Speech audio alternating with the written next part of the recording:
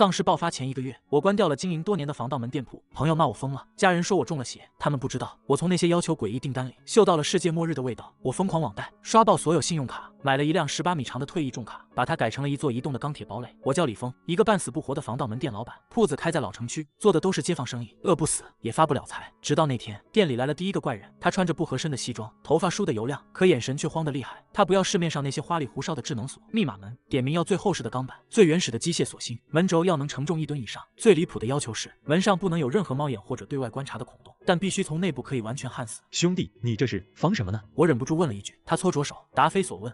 通风系统一定要独立，还要有防毒气的功能。我心里犯嘀咕，这哪是装门，这是在建堡垒，生意上门没有往外推的道理。我收了定金，把他送走。可怪事接踵而至，半个月内，我接连接到5、6个类似的订单，客户们彼此不认识，来自不同行业，有程序员，有老师，甚至还有一个开饭店的，但他们的要求惊人的一致，都要能从内部封死的地下室安全门，都要独立的通风系统，都要能抗小型爆炸。我干这行10年，第一次见到这种集体性的反常。一个客户来取货时，我请他喝了顿酒，3两白酒下肚，他的话匣子就关不住了，他趴在我耳边，满嘴酒气的喷着热风。兄弟，听我一句劝，赶紧给自己也准备个后路，我这是给大人物办的，人家知道天机。他打了个9嗝，声音压得更低。天要变了，不变天，谁会花几百万就为了往地下躲？对，躲起来，躲那些疯子。他眼神里的恐惧不像是装的。送走他，我一个人坐在店里，烟一根接一根的抽。我打开电脑，开始疯狂搜索末日地堡、地下避难所、全球富豪建地堡，一条条不起眼的信息像拼图一样被我找了出来。新西兰、瑞士、加拿大，全球各地都有富豪在鸟不拉屎的地方兴建豪华地面。我又翻看近期的国际新闻，一条被压在角落里的消息吸引了我的注意。东南亚某国发现新型高传染性狂犬病毒，致死率100%，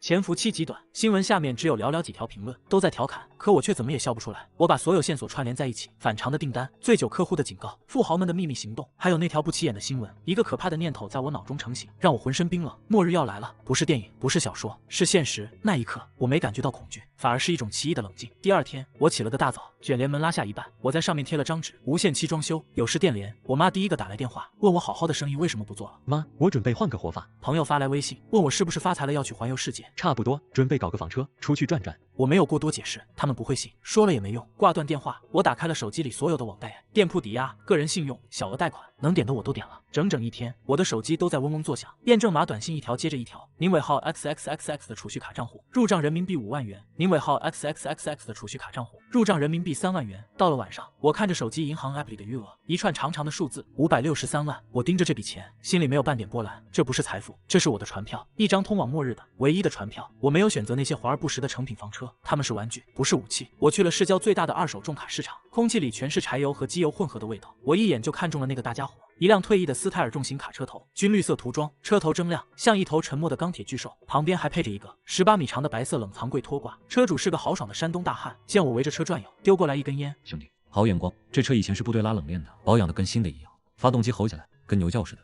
我没跟他讲价，车我要了，连后面的挂车一口价多少钱？他愣了一下，报了个高出市场价不少的数字。我直接把钱转了过去。他看着到账短信，半天没回过神。兄弟，你买这车拉什么货啊？这油耗子可不低。我拍了拍冰冷的车头，拉我的命！我把这头钢铁巨兽开进了一个事先租好的废弃工厂，巨大的厂房正好能容纳它庞大的身躯。我关上生锈的铁门，这里就是我的秘密基地。我铺开自己熬了几个通宵化的改造图纸，小小的图纸上，一个狰狞的末日堡垒已经初具雏形。驾驶室就是总指挥室，负责监控和驾驶。后面的18米车厢被我分割成5个区域，最前面是生活区，一张床，一个简易厨房和卫生间，中间是物资储备区，占据了最大空间。后面依次是武器维修区、能源区和水处理区。改造的第一步是装甲，我把我店里库存的所有高强度锰钢板全都拉了过来，又花高价请来了我认识的最好的焊工老王。老王叼着烟，围着卡车转了一圈又一圈。疯子，你这是要干嘛？抢银行还是准备去中东打仗？都不是，我改着玩。玩？你管这叫玩？老王指着我图纸上10毫米厚的全车装甲，这玩意儿一炮都轰不穿。我塞给他一沓钱，比市价高3倍。王哥，别问，干活。老王掂了掂手里的钱，嘿嘿一笑。行，给钱的就是大爷，你说怎么焊，咱就怎么焊。刺眼的弧光在厂房里亮起，焊花四溅。我和老王轮流上阵，没日没夜的干，一层又一层的10毫米锰钢板被满焊在车头和车厢外壳上，车窗全部拆掉，换上了我从特殊渠道搞来的5厘米厚防弹玻璃，玻璃外面还加装了可以从驾驶室内一键升降的钢制防爆板。车头前面我焊上了一个用废弃铁轨改造的 V 字形破障铲，那狰狞的角度仿佛能撞开一切阻挡。车身两侧焊上了几十根可以电动弹出的尖锐倒刺，谁想爬我的车，就得先问问他们同不同意。原厂轮胎全部扒掉，换成了军用级的防爆轮胎，就算被子弹打穿，也能继续跑上几十公里。这辆车已经从一头沉默的巨兽变成了一只武装到牙齿的钢铁刺猬。接下来是能源，我把车顶铺满了最新型号的高效太阳能发电板。车厢内部的能源区，我塞进去了由20块大容量磷酸铁锂电池组成的储能矩阵，这些电池足够支撑车上所有设备不间断运行1个月。然后是水，我在车顶装了一套大型雨水收集系统，收集到的雨水会流进一个工业级的5级反渗透净水装置，出来的水比市面上任何纯净水都干净。末日里，干净的水比黄金还珍贵。最重要的是眼睛，我给车身外部360度无死角地安装了20个高清摄像头，8个热成像摄像头，能在黑夜里看穿一切伪装，还有4个可以拉近到2公里外的远距离变焦摄像头。所有的监控信号全部汇集到驾驶室里。我拆掉了副驾驶的座位，在那里装了一面由8块巨型屏幕组成的监控墙。坐在这里，我就是这辆移动堡垒的上帝。内部装修，我没追求任何舒适性，全屋都是金属材质，墙壁、地板、天花板全是拉丝不锈钢，方便清理也方便消毒。床是可折叠的，不用的时候就收进墙里。桌子和柜子全部用铆钉牢牢地固定在车体上，就算车辆发生180度的翻滚，里面的东西也不会乱飞。1个月后，我站在厂房的角落里，看着我的杰作，它静静地趴在那里，外面罩着一块巨大的灰色防雨布，看起来就像一辆平平无奇的货柜车。只有我知道，在那层布下面隐藏着一头多么恐怖的怪物。我走过去，拉开车门，坐进驾驶室，手指拂过冰冷的控制台，按下启动按钮。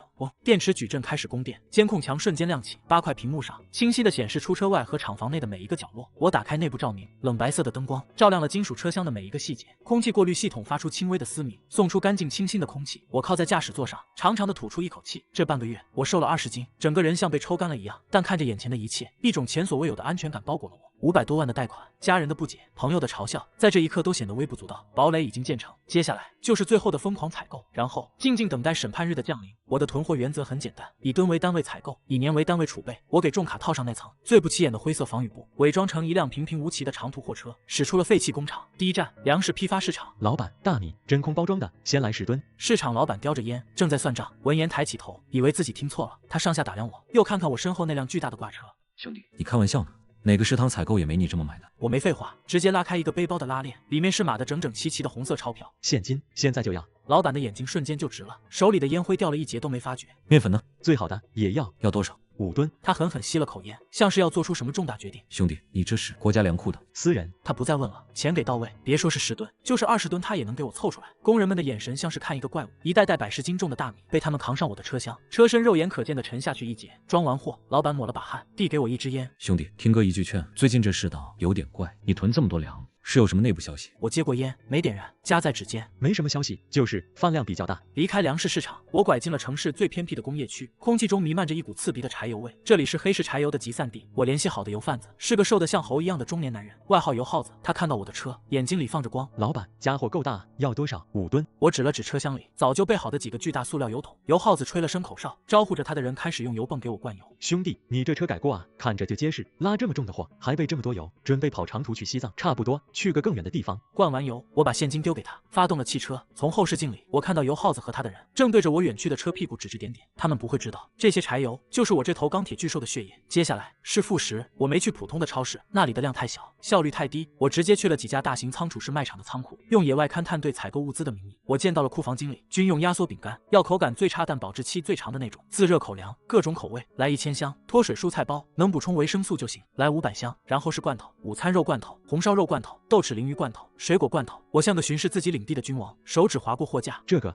还有那个都不要了。经理一愣，剩下的我全要了。经理的嘴巴张成了 O 型，半天没合上。2000多罐各种肉类罐头堆成了一座小山，盐100公斤，糖100公斤，食用油200升。当这些东西全部被搬进我的车厢时，物资储备区的空间已经被占满了大半。武器，这是重中之重，热武器搞不到，但我有我的办法。我去了本地最大的户外用品店，点名要了市面上能合法买到威力最大的专业狩猎弩，大黑鹰复合狩猎弩，弓片是碳纤维的，拉力200磅，有效射程能超过150米，近距离可以轻松射穿铁皮油桶。老板，这个给我来5把。店主是个玩户外的中年发烧友，一听我要5把，顿时来了兴致。兄弟，组队去打猎，这玩意儿可不是玩具，没练过根本拉不开。我没接他的话，配套的合金3冷弩箭3000支。店主的笑容僵在脸上。3000只，兄弟，你这是要去屠杀野猪林吗？我付了钱，把5把崭新的大黑鹰和10几箱沉甸甸的弩箭搬上车。这东西在末日里比枪好用，无声，可回收，威力足够。我又以市政工程队的名义采购了一批大功率工业射钉枪。回到工厂，我花了1晚上时间对它们进行改装，去掉安全装置，更换更强的弹簧，调整出钉口。改装后的射钉枪能在10米内把10厘米长的钢钉打进砖墙。这东西我管它叫穷人的手枪。还有电锯、焊机、各种扳手、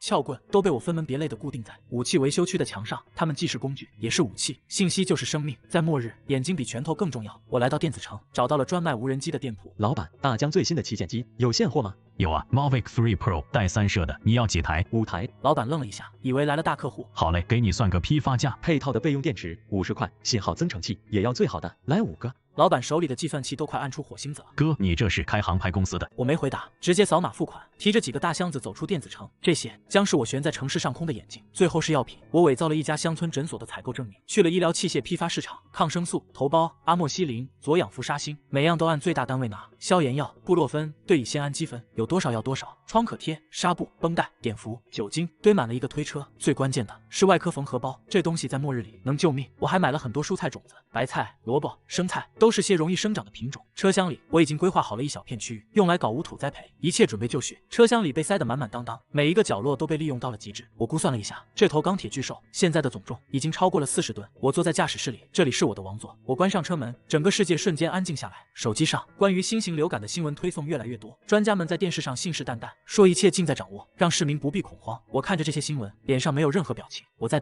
等一个信号，等审判日的钟声敲响。不知过了多久，或许是1天，或许是2天。我一直待在车里，靠着自热口粮和纯净水为生，直到那天下午，手机屏幕上的信号格突然从满格变成了一个红色的叉，断网了。紧接着，窗外一声凄厉到不似人声的尖叫划破了午后的宁静。我猛地抬起头，尖叫声像是会传染，一声接着一声从4面8方传来，然后是密集的警笛、刺耳的鸣叫、混乱的碰撞声、爆炸声，整座城市仿佛在一瞬间变成了一锅煮沸的开水。来了，我深吸一口气，按下了车辆的启动按钮。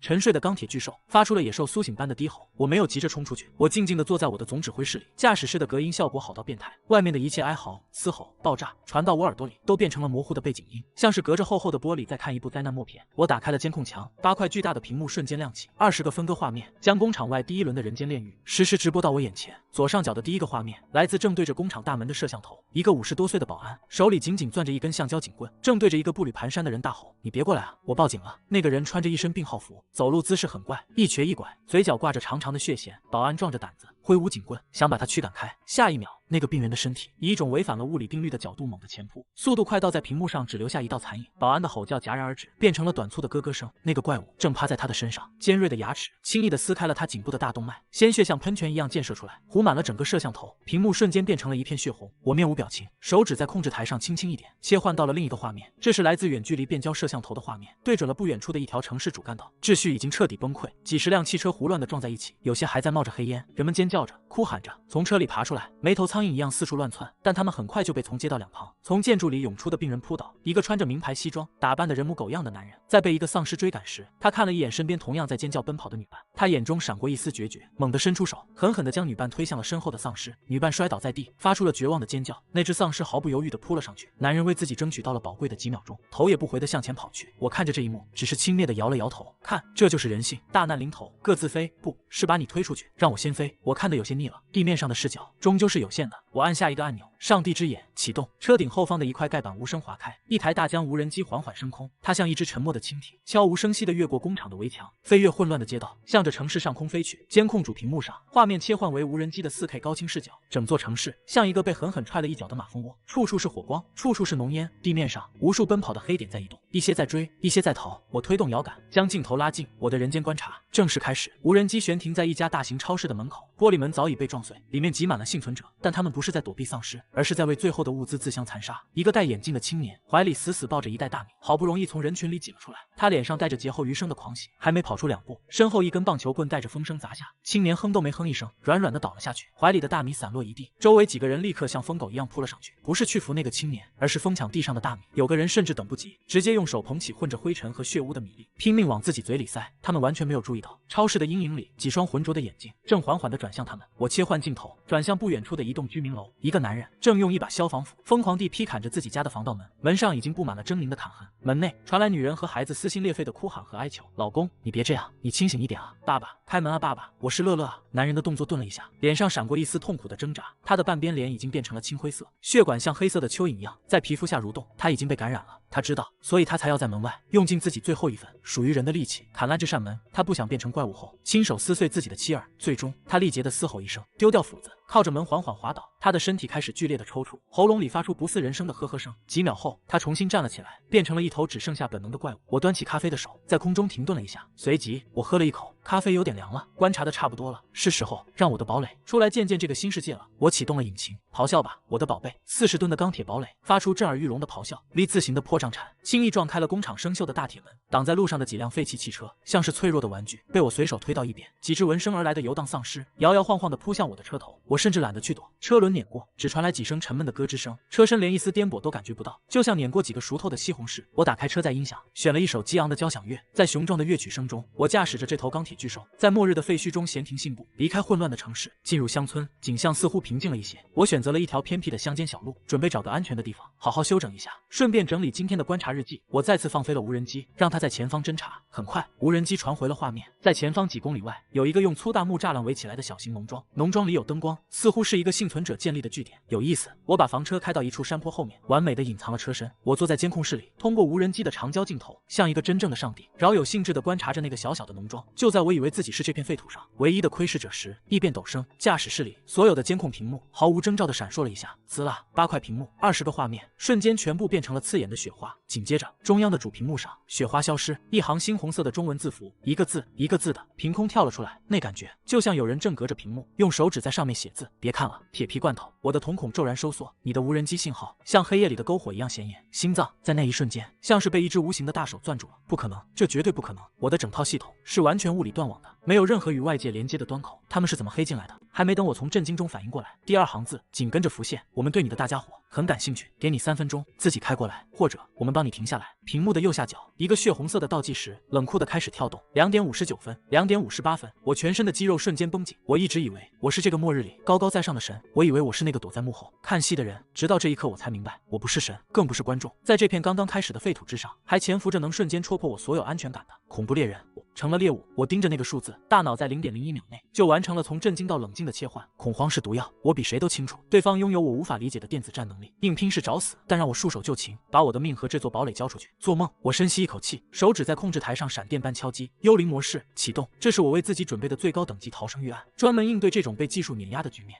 驾驶室里除了中央主屏幕和几个必要的仪表盘，所有的灯光瞬间熄灭。车厢内部的生活区、物资区，所有非战斗必要的设备电源被我一键切断，整辆车瞬间从一个灯火通明的堡垒变成了一座沉默的钢铁坟墓。紧接着，我按下了另一个红色按钮，信号干扰器启动。车顶一个伪装成通风口的装置无声开启，强大的电磁脉冲瞬间以车身为中心，朝着四周扩散开来。这是我花大价钱从特殊渠道搞到的军用级货色，能有效屏蔽和干扰半径500米内的一切无线电信号。中央屏幕上的倒计时卡顿了一下，然后彻底消失，重新变回一片刺眼的雪花。有用，但我知道这只是暂时的。我立刻启动了第2套方案，诱饵释放。我操控着那台被锁定的上帝之眼，让它功率全开，信号强度瞬间飙到最大。同时，我从驾驶室的一个暗格里取出了另一台一模一样的大疆无人机。这台无人机上绑着一个信号放大器，我把它从一个专用的投放口弹射出去，遥控着它朝着与我行进方向完全相反的山谷飞去。现在，在对方眼里，天上应该出现了2个篝火，一个越来越亮，一个越来越暗。他们会追哪个？用脚趾头想都知道。做完这一切，我挂上了电驱模式，柴油发动机熄火，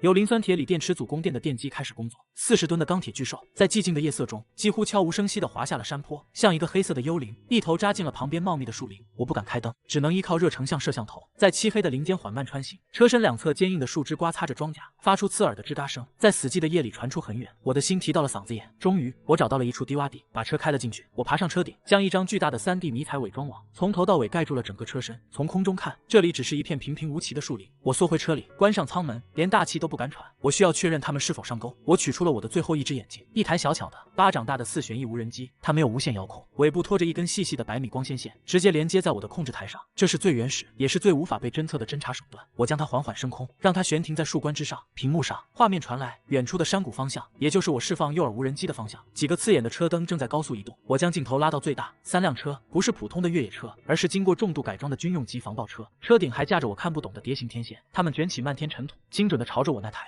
诱饵无人机飞走的方向追去，没有丝毫犹豫。赌对了，我看着它们消失在夜色中，却没有丝毫放松。那是一种怎样的组织？末日才刚刚开始，他们就已经拥有了如此精良的装备和专业的电子战专家。跟他们比起来，我这个躲在铁罐头里看戏的幸存者，简直就像个拿着弹弓的原始人。我第一次彻底抛弃了那种置身事外的看戏心态。这个世界比我想象的还要危险，生存的警戒等级必须提到最高。我坐在黑暗的驾驶室里，听着自己的心跳声。不行，我不能总是这么被动。这次能跑掉是运气好，下次呢？我必须拥有反制手段。我打开了储存在车载电脑里我花了几年时间搜集整理的海量技术资料库，电子战、电磁脉冲武器、法拉第笼改造。我翻阅着那些专业到极点的论文和图纸，大脑飞速运转，利用车上现有的零件，高压电容、线圈、密变器。或许我能给自己造一个护盾，一个能主动出击的电磁脉冲防御装置。黎明时分，我确认周围再没有任何威胁，我没有半分迟疑，立刻重新规划路线。城市、乡镇、公路，所有人类可能聚集的地方都已经被我划上了红叉。我发动引擎，朝着地图上最荒凉、最人迹罕至的连绵山区驶去。末日里最可怕的永远不是怪物，而是比怪物聪明1万倍，也贪婪1万倍的人。我必须消失，在拥有足够强大的力量之前，彻底从这张狩猎地图上消失。我在连绵的群山里开了整整2天，废弃的伐木小道、干涸的河床都成了我的公路。最终，我找到了一个完美的藏身之所，一个被废弃多年的露天铁矿坑。矿坑巨大无比，像大地上一道丑陋的疤痕，四周是几十米高的陡峭岩壁，只有一个狭窄的出入口。这里易守难攻，视野开阔，简直是为我量身定做的堡垒。我把房车开到矿坑的最底部，这里曾经是一个巨大的积水潭，现在早已干涸，只剩下皲裂的土地。我把车停好，拉上手刹，这里就是我临时的王国。安顿下来的第一件事就是启动资源再生系统。车厢里，我早就规划好了一片2平米见方的区域。我打开无土栽培箱的 LED 植物生长灯，紫色的光芒瞬间照亮了这片小小的空间。我小心翼翼地将白菜、生菜和樱桃、番茄的种子播撒进营养机里，启动自动滴灌系统，看着清澈的水珠浸润土壤。在这冰冷的钢铁堡垒里，看着这点点绿色，我久违地感受到了一丝名为生机的东西。接下来的日子陷入了一种绝对安全也绝对规律的循环。每天早上8点，我会进行一次车体和设备的全方位检修。上午，我会通过无人机对矿坑周边30公里范围进行例行侦查，确保没有任何活物靠近。下午，我会锻炼身体或者整理我的武器。晚上，我会研究那些从网上下载的技术资料，为我的堡垒设计新的升级方案。物资极度富足，安全感也攀升到了顶点。然后，一种难以言喻的情绪开始发酵，无聊，极致的无聊，就像一个玩单机游戏开了无敌和无限资源修改器的玩家，在新手村待久了，总会想出去搞点事情。我的目光再次投向了无人机，我的人间观察或许可以换一种玩法。在一次超远距离的侦查中，我发现了一个小型的杏 River 营地，它坐落在山脚下的一个破败村落里，大概有20-30人。我用长焦镜头观察了他们几天，他们过得很惨，没有稳定的食物来源，只能靠搜寻罐头和捕猎一些小型动物为生。最致命的是，他们缺盐。我看到好几个人都出现了明显的浮肿，那是长期缺少盐分摄入的典型症状。一个念头像毒蛇一样从我心底钻了出来，如果我给他们1包盐呢，会发生什么？我被自己这个恶趣味的想法逗乐了。这就像一个高高在上的神对着一群快要渴死的信徒丢下了一瓶水，是救赎还是更深的深渊？我想知道答案。当天晚上，我给无人机挂上了一个小小的包裹，里面是1公斤的精致食盐。我操控着无人机，趁着夜色悄无声息地飞到了村落上空。我选了一个最完美的位置，营地正中央的篝火旁，然后我松开了投放挂钩，包裹垂直落下，精准地掉在几个正在篝火旁守夜的男人脚边。做完这一切，我收回无人机，躺在床上，甚至有些期待明天的到来。第二天一大早，我迫不及待地放飞了无人机，4K 高清画面实时传回。村落里已经乱成了一锅粥，根本没有什么秩序可言。一个瘦高的男人手里死死攥着那包盐，另一只手拿着一把生锈的砍刀，正和另外几个男人对峙。他的脸上满是疯狂和贪婪，这是神赐给我的，你们谁也别想抢！放屁！这东西掉在大家面前就是大家的，跟他废什么话？弄死他！话音未落，一场血腥的械斗瞬间爆发。木棍、石头、自制的长矛，所有能当做武器的东西都派上了用场。为了那1公斤盐，这些人彻底撕下了文明的外衣，变成了最原始的野兽。昨天还在一起分食1块面包的同伴，今天就毫不犹豫的把刀捅进了对方的肚子。我像在看一场超低成本的动作片，甚至还有闲心给自己泡了杯咖啡。最终，那个瘦高的男人寡不敌众，被人一棍子砸倒在地，那包盐也在争抢中破裂，白色的晶体洒了一地，人们像疯狗一样扑在地上，用手去扒拉那些混着泥土和血污的盐粒，拼命往嘴里塞。整个营地因为我随手丢下的一包盐，彻底分崩离析，幸存者死伤大半，剩下的人也互相猜忌，很快就四散而去。我面无表情地看着这一切，在我的观察日记里冷静地写下结论：人性本恶，给予是祸非福，孤独才是末日里最可靠的伙伴。任何对他人不切实际的幻想，都是在拿自己的命开玩笑。做完实验，生活又恢复了平静，但我没有闲着。这个废弃矿坑对我来说是个巨大的宝库。我利用矿上的废弃钢缆、轴承和切割设备，开始对我的武器进行升级。我把我那几把穷人的手枪、工业射钉枪全部进行了暴力改装，更换更强的激发弹簧，加装简易的枪托和瞄准镜。改装后的射钉枪有效射程提升到了20米，能轻易打穿3合板。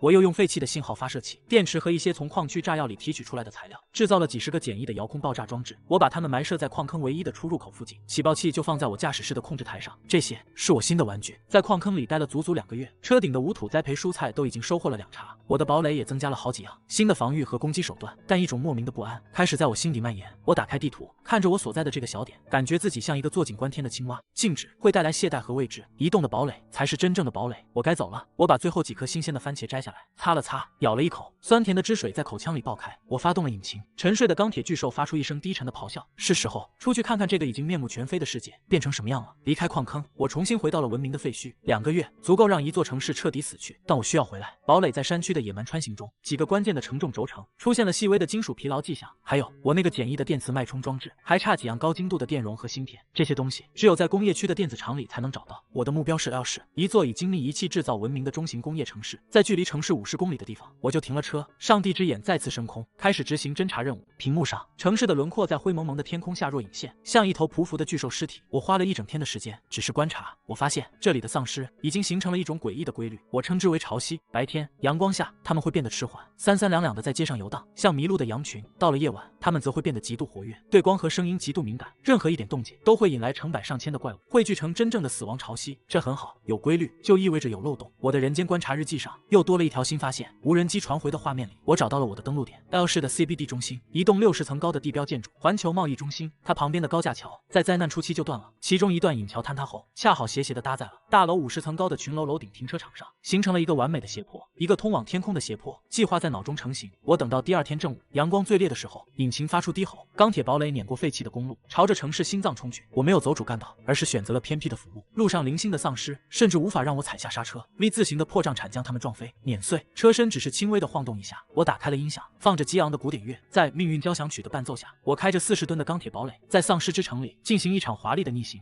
很快，环球贸易中心出现在眼前，我深吸一口气，挂上高扭矩档位，一脚油门踩到底，柴油发动机爆发出雷鸣般的咆哮，车头对准那座坍塌的引桥冲了上去，车身剧烈倾斜，轮胎和断裂的桥面摩擦，发出刺耳的尖叫。我死死握住方向盘，盯着前方，窗外是几百米的高空，要是掉下去，这500多万的船票就成了一口昂贵的铁皮棺材。轰！车头猛地一沉，随即整个车身重重地落在了平地上。我成功了，我把车开到了50层楼的楼顶，这里视野开阔，易守难攻，而且绝对不会有丧尸能爬上来。我熄灭引擎，整座城市都在我的脚下，一种久违的君临天下的感觉又回来了。我给自己泡了杯热茶，悠闲地欣赏着末日下的城市风景，然后开始干活。我换上一身黑色的作战服，将绳降装备固定在楼顶的承重柱上。主屏幕上，无人机已经悬停在目标工厂的上空，实时传来360度警戒画面。我将绳索抛下高楼，身体向后一仰，整个人消失在楼顶的边缘。风在耳边呼啸，我像一只壁虎，沿着光滑的玻璃幕墙飞速向下滑降，几十层的高度，只用了不到1分钟。在离地10米的地方，我停住身形，确认无人机画面里没有任何威胁后，才轻巧地落在地面。目标工厂的大门被集装箱堵死了。我绕到侧面，用液压钳剪开铁丝网，闪身进入。工厂里弥漫着一股机油和金属混合的腐朽气味。我按照无人机勘探好的路线，直奔仓库。我需要的高精度电容和几款特定型号的芯片都在货架上整齐地码放着。我拿出背包，开始疯狂扫货。就在这时，无人机的警报发出一声轻微的蜂鸣，我立刻停下动作，蹲下身，目光投向监控屏幕。有人来了，一队拾荒者，5个人，他们衣衫褴褛，手里拿着撬棍和砍刀，正小心翼翼地从工厂的另一头摸进来。看样子，他们也是来找东西的。我没有动，这里是我的猎场，他们是闯入者。他们很快就发现了我，或者说发现了我放在地上的那个装满了零件的背包，还有我身上精良的装备。5个人的脚步都停住了，交换着眼神。我看到了他们眼中的光，贪婪、嫉妒，还有一丝杀意。一个满脸横肉的壮汉掂了掂手里的撬棍，朝我走了2步。兄弟，收获不小啊！他的同伴不着痕迹的散开，隐隐将我包围，这是准备动手了。我甚至都懒得抬起头，我的左手在手腕的控制器上轻轻按了一下。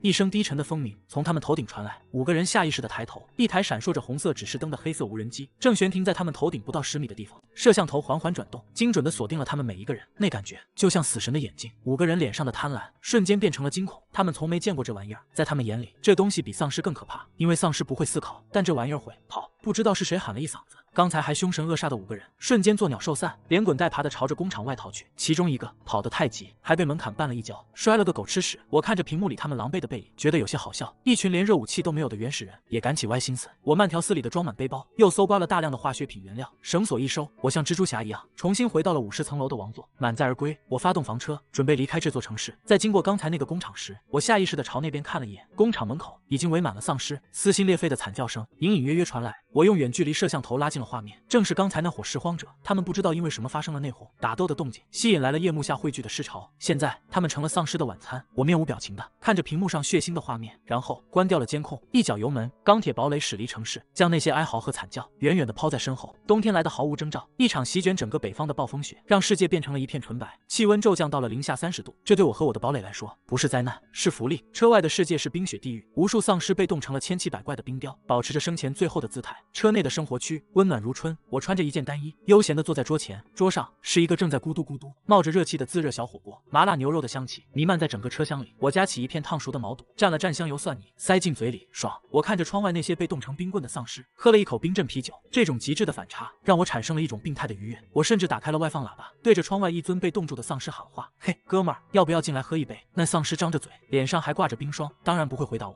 我哈哈一笑，关掉了喇叭。无敌，有时候就是这么寂寞。就在我享受着火锅和啤酒的时候，热成像监控屏幕上出现了一些移动的红色光点，有人，一对幸存者，大概有7、8个人，正在深及膝盖的雪地里艰难跋涉。他们衣衫单薄，步履蹒跚，每一步都走得极其艰难。从热成像上看，他们身体的温度已经非常低了，再这样下去，不出半小时，他们就会全部变成冰雕。他们的目标似乎也是我所在的这个避风山谷。我放下了筷子，屏幕上我能清晰地看到，队伍里有老人，还有一个被抱在怀里的孩子。那个孩子的热成像信号已经非常微弱了，我的心里某个地方被轻轻触动了一下。救还是不救，这是一个问题。我不是圣母，之前的经历已经无数次证明，对陌生人的仁慈就是对自己的残忍。可那个孩子，我的手指悬停在车载扩音器的开关上，我甚至想过警告他们一下，让他们去山谷的另一头，那里有个山洞可以避雪。就在我犹豫的这几秒钟，屏幕里的画面让我刚刚萌生的一丝怜悯瞬间烟消云散。队伍里一个走在最后的高大男人忽然停下了脚步，他看了一眼身边一个因为摔倒而腿部受伤不断哀嚎的同伴，然后他一言不发，猛地伸出手，狠狠地将那个受伤的同伴推下了旁边的雪坡。雪坡很陡，那个受伤的人连惨叫都没来得及发出，就翻滚着消失在白茫茫的深谷里。队伍里其他人都看到了这一幕，但没有一个人说话，没有指责，没有愤怒，只有麻木。甚至那个抱着孩子的老人还回头对那个壮汉投去了一个感激的眼神，仿佛在感谢他为队伍减轻了负担。我看着这一幕，只觉得一阵反胃。我默默地关掉了监控画面，然后打开了扩音器，但我没有说话，我只是将之前录下的几百只丧尸同时嘶吼的音频调到最大音量播放了出去。吼，恐怖到极点的狮吼声混合着刺耳的噪音，瞬间撕裂了山谷的宁静。那群幸存者被这突如其来的声音吓得魂飞魄散，他们惊恐地望向我的方向，虽然什么也看不到，但已经脑补出了一支庞大的尸潮正在靠近。他们尖叫着，哭喊着，不顾一切地改变方向，朝着山谷的另一侧连滚带爬地逃去。我冷冷地看着他们消失在风雪里，祝你们好运。我重新拿起筷子，继续吃我的火锅，只是味道好像没那么香了。第二天，雪停了，我放出无人机侦查，发现那群人早已不知所踪，但在他们昨天逃跑的路上，雪地里留下了一个黑色的背包。我不想亲自去捡，我打开车厢侧面的一个投放口，一辆巴掌大小、带着6个轮子的迷你侦察车滑了出去。我叫它公蚁，我操控着公蚁，花了10几分钟，成功将那个背包拖了回来。背包里没什么值钱的东西，几块冻得像石头的压缩饼干，一个空水壶，还有一张被折叠的整整齐齐的地图。我打开地图，发现这是一张手绘的区域地图，地图的做工很粗糙，但上面标注的信息却让我瞬间提起了兴趣。在地图的中心位置，一个被圈起来的地方，写着3个字：方舟基地，旁边还有几个小字标注：进化区、交易点、武装守卫。我盯着这张地图，陷入了沉思。方舟基地听起来像是一个大型的幸存者聚集地，而且似乎已经建立起了初步的秩序，这和我之前遇到的所有幸存者团体都完全不同。有意思，我看着地图上那个遥远的位置，又想起了那个能黑入我系统的神秘组织。这个世界看来比我想象的要热闹得多。孤独的神或许也该去人类的方舟上看一看了，但不是用脚，而是用眼睛。我将房车开到一处被群山环抱的隐蔽山谷，这里距离地图上标注的方舟位置直线距离超过80公里，一个绝对安全的距离。我爬上车顶，打开了装备舱，一台经过我特殊改装的固定翼无人机被我从支架上取下，它比大疆的旋翼机飞得更高、更远，续航也更长。我给它加装了太阳能充电板和最新的信号中继模块，这是我的信使鸟，调试好设备，我将它朝着天空用力掷出，无人机在空中滑翔了片刻，尾部的螺旋桨开始转动，悄无声息地爬升高度，很快就变成了了一个消失在云层中的小黑点。接下来的几天，我什么也没干，只是通过信使鸟传回的信号，远程操控着另一架在高空盘旋的上帝之眼，对那个所谓的方舟基地进行全天候的侦查。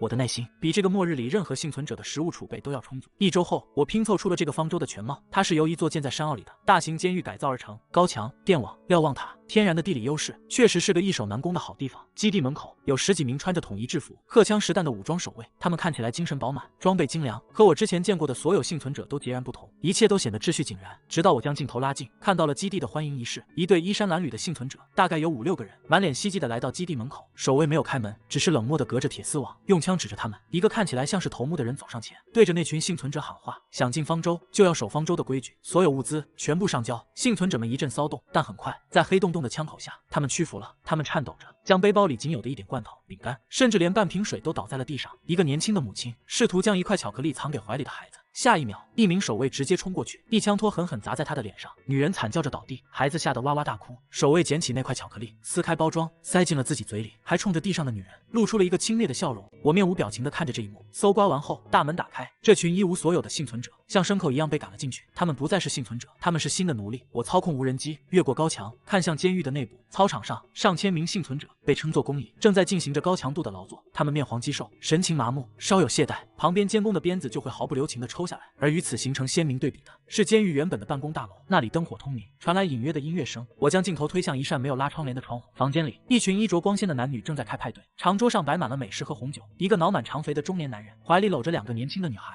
正放声大笑。他端起酒杯，朝着窗外那些如蝼蚁般劳作的工蚁做了一个遥遥敬酒的动作，笑容里满是戏谑和傲慢。我的目光定格在了那个男人的脸上，这张脸，我迅速调出了车载电脑里的一个加密文件，里面是我重生前接到的几个最诡异的订单记录，其中一个就是以天文数字的价格向我订购大量末日生存物资，并且指明要送往这个监狱所在区域的客户。照片上的那张脸和屏幕里那个脑满肠肥的男人缓缓重合，原来如此，我全明白了，根本没有什么末日后的幸运儿，这帮人早就知道了末日会来，他们利用信息差提前圈占了最好的地盘，囤积了最多的资源，然后他们高举方舟的旗帜，扮演着救世主的角色，将那些走投无路的幸存者圈养起来，变成供他们享乐的奴隶。他们不是幸存者，他们是这个末日世界的第一批国王。一股火从我的胸腔里烧了起来，但很快就被我按了下去。愤怒解决不了问题，我不是什么救世主，也没兴趣解放奴隶，我只是单纯的看不惯这帮杂碎过得比我还舒服。我关掉监控屏幕，从储物柜里拿出了一张L4的详细军用地图，又取出了纸和笔，是时候给这个所谓的方舟设计一个足够华丽的闭幕式了。我的嘴角不由自主地向上扬起，人间观察了这么久，终于要亲自下场当导演了，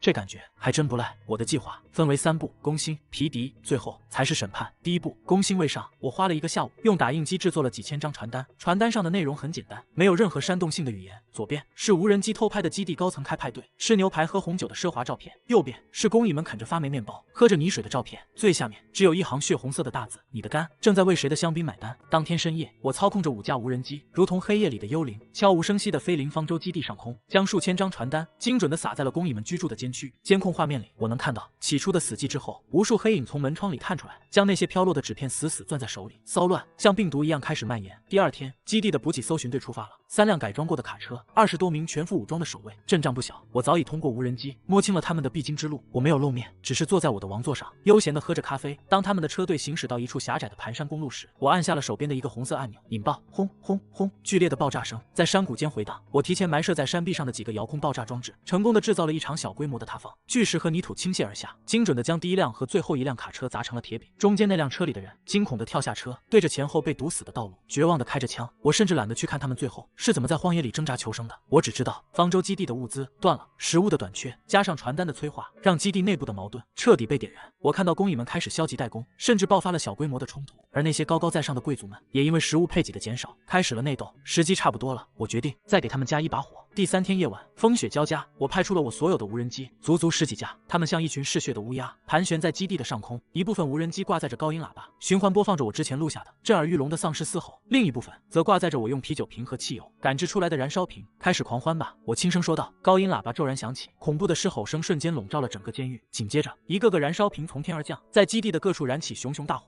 整个方舟基地瞬间乱成了一锅粥，凄厉的警报声、人们的尖叫声、守卫的吼叫声混杂在一起。他们以为尸潮来了，所有的守卫都被调往前门和各个着火点，疲于奔命。而真正的尸潮此刻才刚刚苏醒。我发动了引擎，40吨的钢铁巨兽发出低沉的咆哮，在风雪中如同一头从地狱里爬出的史前猛兽，朝着监狱的侧墙冲去。那里是我通过图纸和侦查找到的整个监狱最薄弱的环节。我将油门踩到了底，咆哮吧，我的宝贝！轰隆一声惊天动地的巨响，坚固的监狱围墙在 V 字形破障铲的面前，脆弱的像一块饼干。砖石崩裂，钢筋扭曲，一个巨大的缺口被我硬生生撕开。我没有恋战，甚至没有停顿，在墙壁倒塌的瞬间，我立刻挂上倒档，车身一个漂亮的甩尾，重新引入黑暗的风雪之中。我的任务已经完成了，剩下的交给这个世界真正的主角。我将房车开到远处的一座山顶，像一个优雅的观众回到了我的剧院包厢。主屏幕上，无人机正实时直播着方舟基地的末日。被噪音和火光吸引来的无穷无尽的丧尸，正从我撞开的那个缺口潮水般涌入。曾经不可一世的守卫，在真正的尸潮面前溃不成军。那些贵族们尖叫着，哭喊着，从他们温暖的安乐窝里被拖出来。我看到了那个脑满肠肥的基地首领，他被几个曾经对他点头哈腰的护卫当作拖延时间的肉盾，狠狠地推向了狮群。他脸上的绝望是我见过最美的风景。我端起酒杯，将杯中的威士忌一饮而尽，然后关掉了屏幕。这场戏我看够了。几天后，风雪停歇，我开着我的堡垒回到了已经变成一片死寂废墟的方舟基地，空气中弥漫着浓重的血腥和腐臭。我径直开到了他们的仓库和军火库，这里的收获超出了我的想象，大量的自动步枪、手枪，堆积如山的弹药，还有足够我用上10年的医疗用品和各种工业原料。我将这些战利品一一搬上车，我的堡垒迎来了一次史诗级的升级。我坐在驾驶室里，抚摸着一把崭新的95式自动步枪，冰冷的枪身。从今天起，我的穷人手枪可以退休了。我看着地图上更远的地方，那些未知的区域，孤独的神现在有了獠牙，这个世界似乎变得更有趣了。在仓库的一个角落，我还发现了一个被严密包裹的金属箱，箱子没有锁，但上面布满了复杂的电子接口，一台加密的卫星通讯设备。我把它搬回车上，接上我的控制台。这不是军用型号，更像是什么大公司的定制产品。加密协议很罕见，但这难不倒我。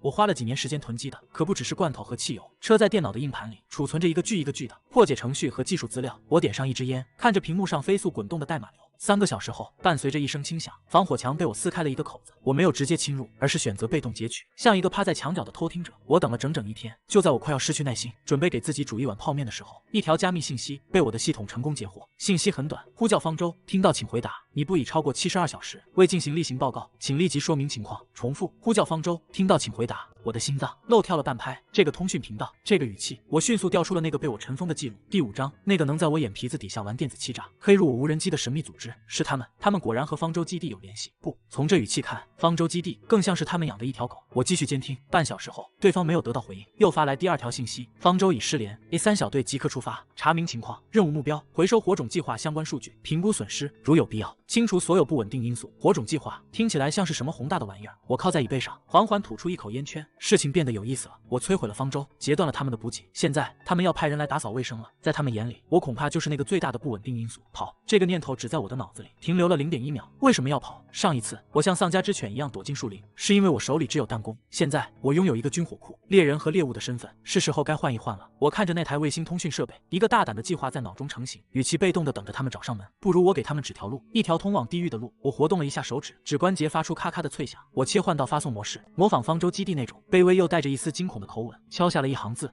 救命！基地被不明势力袭击，尸潮，到处都是尸潮。我们有幸存者带着重要资料突围，正躲在……我停顿了一下，打开了军用地图，我的手指点在了一个被我标注了红色骷髅头的地方，那是一个四面环山，只有一个狭窄出入口的峡谷。我把它命名为一线天，完美的天然屠宰场。我将一线天的坐标附在信息后面，想了想，又加了一句：资料对火种计划至关重要，请求紧急支援。重复：请求紧急支援。发送。做完这一切，我关掉了通讯设备，鱼饵已经撒下去了，接下来就是布置渔网。我发动引擎，钢铁巨兽发出低沉的咆哮，朝着几十公里外的一线天峡谷驶去。我需要抢在他们前面，把那个地方变成一个盛大的欢迎舞台。抵达峡谷后，我没有立刻进去，我先是拍出了上帝之眼，对整个峡谷的地形进行了毫米级的3D 扫描建模。山壁的哪处最脆弱，哪里的岩石最容易塌方，哪里有可以藏身的天然洞穴，所有数据都清晰地呈现在我的主屏幕上。然后我开始干活，我把我之前制造的所有遥控爆炸装置都搬了出来，用废弃炸药和信号发射器做成的大伊万被我小心翼翼地埋设在峡谷入口和出口两侧的山壁上。引线被我沿着岩石的缝隙一直拉到几公里外。我又在峡谷腹地的必经之路上埋了10几个我用高压气瓶和钢珠制作的定向地雷，这些玩意儿足够把他们的越野车轮胎甚至是底盘撕成碎片。做完这些，我才把房车开了进去。我没有把车停在地面，而是找到了一处位于峡谷半山腰的废弃矿道。矿道的入口很隐蔽，我把车开进去后，又用从矿坑里拖出来的废弃矿车和岩石，将洞口伪装的天衣无缝。这里就是我的 VIP 包厢，一个可以俯瞰整个屠宰场的最佳观赏位。我爬上车顶，架设好了我从方舟基地缴获的几挺重机枪，当然都被我改造成了遥控的。我又把我那些改装过的工业射钉枪呈扇形布置在矿道口的几个射击孔里。这些穷人的手枪在近距离内传射的威力可不比步枪差。最后，我放出了我的工蚁侦察车，让它拖着一根伪装成藤蔓的光线，潜伏在峡谷入口的草丛里。这是我的眼睛，万事俱备。我回到温暖舒适的驾驶室，给自己泡了一壶上好的龙井，茶香袅袅。我坐在我的王座上，面前是几十块分屏显示的监控画面，整个峡谷从入口到出口，每一个角落都在我的掌控之下。我像一个耐心的蜘蛛，安静地趴在蛛网的中央，等待着那些自以为是猎人的飞蛾一头撞进来。等待是漫长的。第一天风平浪静，第二天依旧如此。我甚至有闲心给自己做了顿4菜一汤，顺便看了2部老电影。直到第3天的黄昏，工蚁传回的画面里出现了动静，3辆通体漆黑、经过重度改装的军用级防爆车卷起漫天烟尘，出现在地平线上。他们没有丝毫停留，径直朝着峡谷入口驶来。